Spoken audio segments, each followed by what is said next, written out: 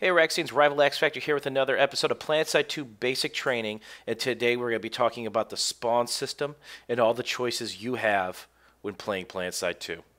Currently we're looking at the deployment locations available to me right now. There's towers, main bases, satellite bases, fortresses, and outposts. Tons of options.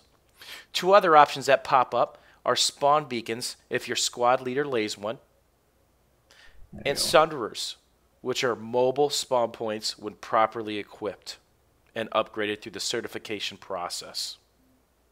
Once you spawn on the sunderer, you can change your underwear, and by underwear I mean class, and you can go about your way, attacking or defending a main base, a tower, an outpost as you see fit.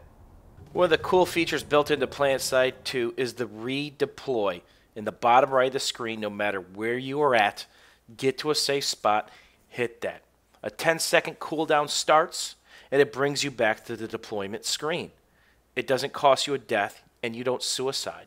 Now we're going to talk about a very important tool in keeping your squad together, and that's a spawn beacon highlighted above. Your squad leader can drop one every 5 minutes, and you can hot drop on this. And here's the cool thing. This deployment menu updates every second. So let's say there's one not out. You could say, hey, squad leader, I need to get back in the fight. There's no sunderer. We're out in the middle assaulting, about to capture point. Can you drop a beacon? Sure thing.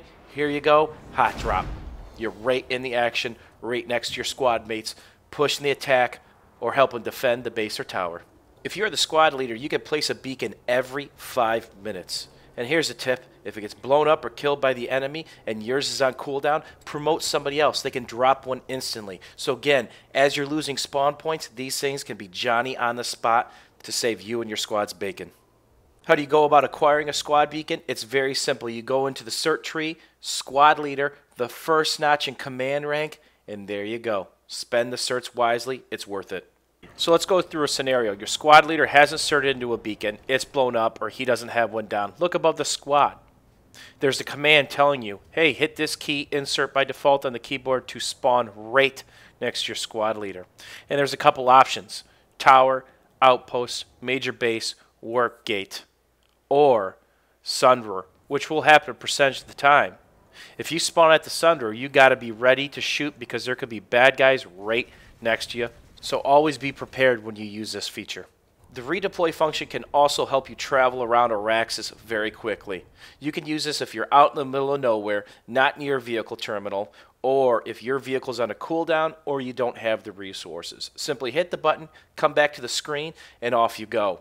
Another thing to take into account is the deployment location screen tells you exactly what you can acquire and what you can't acquire at stations, labs, fortresses, sunderers, and more. Simply look at the icons all the way over to the right-hand side. It'll tell you if you can change classes, grab a main battle tank, or your Empire-specific air vehicles.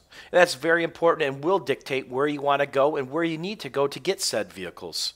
But don't forget about main battle tanks. If your Empire doesn't own a tech plant or you're cut off from it, you won't be able to pull one out anywhere. So pay attention to those icons and where you need to go to armor back up, cowboy. Last but not least is the instant action and hotspot deployment function.